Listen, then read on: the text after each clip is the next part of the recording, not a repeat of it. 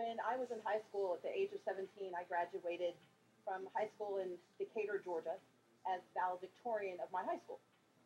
Very proud of myself. I was from a low-income community. I'd grown up in Mississippi. We'd moved from Mississippi to Georgia so my parents could pursue their degrees as United Methodist ministers.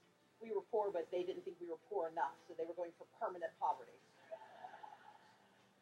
And so while they studied at Emory, I studied at Avondale, and I became valedictorian. Well, one of the joys of being valedictorian in the state of Georgia is that you get invited to meet the governor of Georgia. I was mildly interested in meeting him. It was kind of cool. I was more intrigued by the fact that he lived in a mansion, because I watched a lot of General Hospital and Dynasty as a child.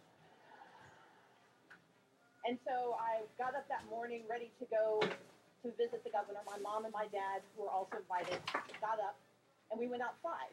But we didn't get in our car. And in the South, the car is a necessary thing. We don't have a lot of public transit. There aren't a lot of options. But if you're lucky enough to live in a community where you don't have a car, the only option is public transit. And that's what we had to take. And so we got on the bus, and we took the bus from Decatur all the way to Buckhead, where the governor's mansion sat on this really beautiful acreage of land, these long black gates that ran the length of the property. We get to the governor's mansion, we pull the little lever that lets them know this is our stop. We get off the bus. My mom, my dad, and I, we walk across the street, and we walk up the driveway because there are cars coming up, cars bringing in students from all across the state of Georgia, and so we're walking along the side. And as we walk single file along the side, my mom and dad sandwiching me to make sure I don't get hit by one of the cars, bringing in the other valedictorians, we approach the guard gate.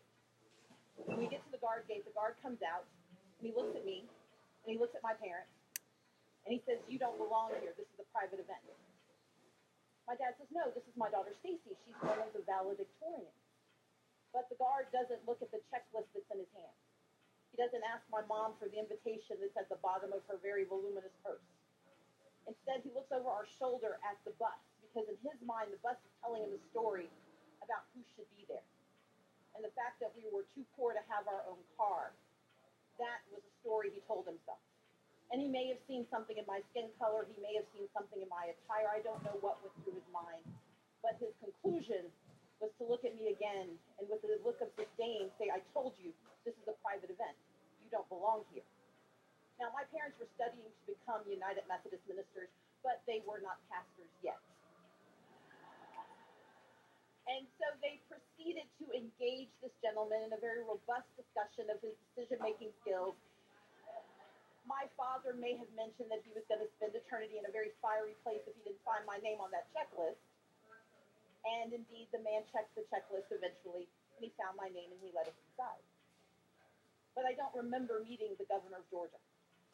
I don't recall meeting my fellow valedictorians from 180 school districts. The only clear memory I have of that day was a man standing in front of the most powerful place in Georgia, looking at me and telling me I don't belong. And so I decided 20 some odd years later to be the person who got to open the gates.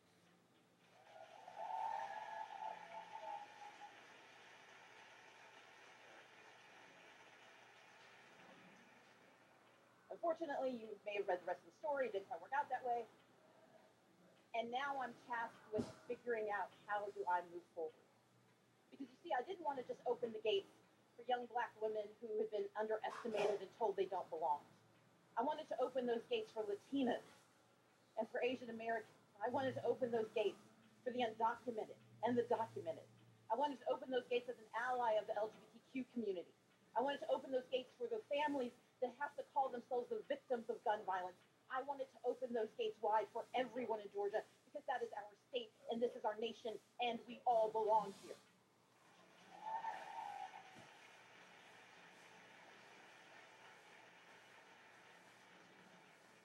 But what I recognized is that the first try wasn't enough. And my question became, how do I move forward? How do I get beyond the bitterness and the sadness and the lethargy and watching an inordinate amount of television as I eat ice cream? What do I do next? And I'm going to do what I've always done. I'm going to move forward because going backwards isn't an option and standing still is not enough.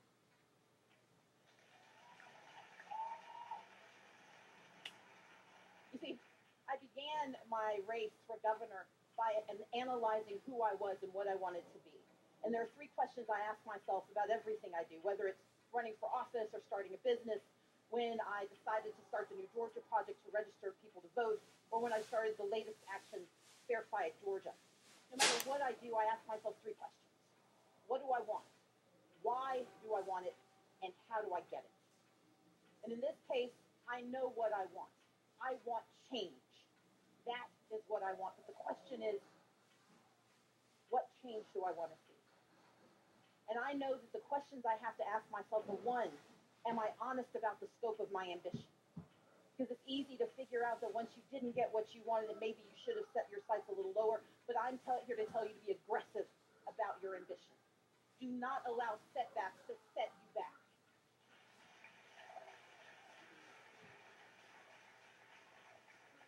Number two, let yourself understand your mistakes, but also understand their mistakes. Because as women in particular, we're taught that if something doesn't work out, it's probably our fault.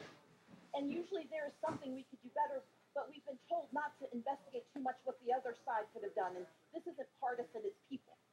We're too often told that our mistakes are ours alone, but victory is a shared benefit. And so what I tell you to do is understand your mistakes, but understand the mistakes of others. And be clear-headed about it. And be honest with yourself and honest with those who support you. But once you know what you want, understand why you want it. And even though it feels good, revenge is not a good reason. Instead, make sure you want it because there's something, not that you should do, but something you must do. It has to be something that doesn't allow you to sleep at night unless you're dreaming about it. Something that wakes you up in the morning and gets you excited about it. Or something that makes you so angry you know you have to do something about it. But know why you're doing it. And know why it must be done. You've listened to women from across this world talk about why things have to happen. But figure out what the why is for you, because jumping from the what to the do is meaningless if you don't know why. Because when it gets hard, when it gets tough, when your friends walk away from you, when your supporters forget you, when you don't win your first race, if you don't know why, you can't try again. So first, know what you want. Second, know why you want it. But third, know how you're going to get it done. I faced a few obstacles in this race. Just a few. But in the pursuit, I became the first Black woman to ever become the nominee for governor in the history of the United States of America for a major party.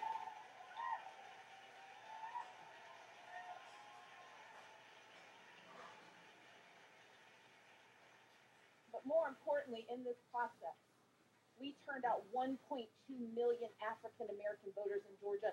That is more voters than voted on the Democratic side of the ticket in 2014. Our campaign tripled the number of Latinos who believe their voices mattered in the state of Georgia. We tripled the number of Asian Americans who stood up and said, this is our state too. Those are successes that tell me how I can get it done. But they also let me understand that the obstacles aren't insurmountable. They're just a little high. But I also understand that there are three things that always hold us hostage. The first is finance. Now, you may have heard I'm in a little bit of debt. If you didn't hear about it, you did not go outside. And finances are something that hold us back so often. Our dreams are bounded by how much we have in resources. But we hear again and again the stories of those who overcome those resource challenges. But you can't overcome something you don't talk about. And that's why I didn't allow them to debt shame me in my campaign. I didn't allow anyone to tell me that my lack of opportunity was a reason to disqualify me from running. And believe me, people tried to tell me I shouldn't run. Friends told me not to run. Allies told me not to run. USA Today mentioned maybe I shouldn't run. But no matter who it was, I understood that finances are often a reason we don't let ourselves dream. I can't say that you will always overcome those obstacles, but I will tell you, you will be damned if you do not try.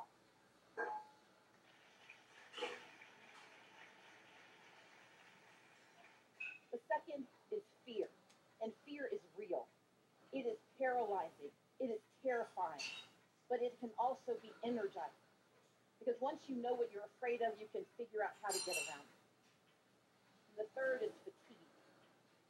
Sometimes you just get tired of trying. You get tired of reading about processes and politics and the things that stop you from getting where you want to be. Sometimes fatigue means that we accept position instead of power.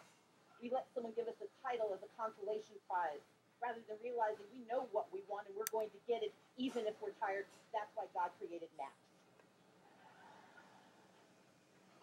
But we also learn in those moments that fatigue is an opportunity to evaluate how much you want it. Because if you are beaten down, if you work as hard as you can, if you have done everything you said you should and it still doesn't work out, fatigue can sap you of your energy. But that's why you go back to the why of it.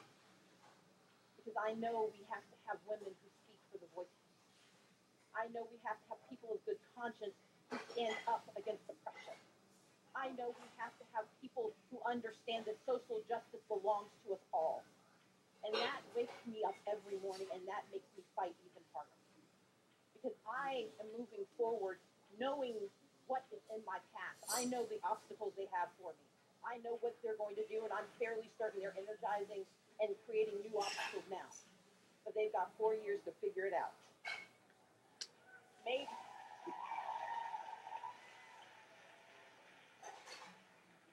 2.